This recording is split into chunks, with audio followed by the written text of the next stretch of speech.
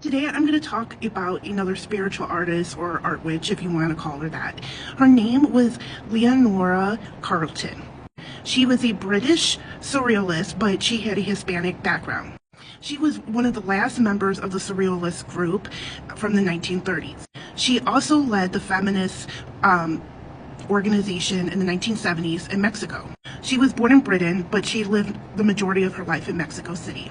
She studied underneath the artist Max Ernst. He was fascinated with her because her artwork not only dealt with the unconscious, but she had magical and mystical symbolism in her work.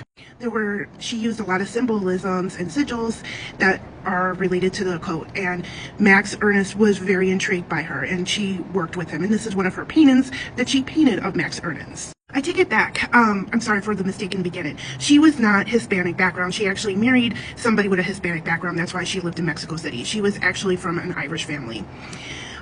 She struggled a lot as a teenager, and she found art as a refuge for her. When she was working as an artist, a lot of people, especially in the surrealism groups, did not recognize artists, women, very much. So that's why it's very impressive, like an artist like Max Ernst being very intrigued with her artwork.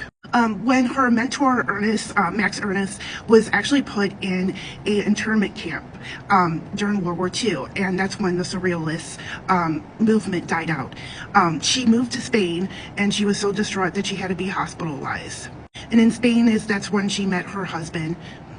In Mexico, she found the art community very vibrant and was very connected to it. However, she divorced her Mexican husband and later married a Hungarian photographer.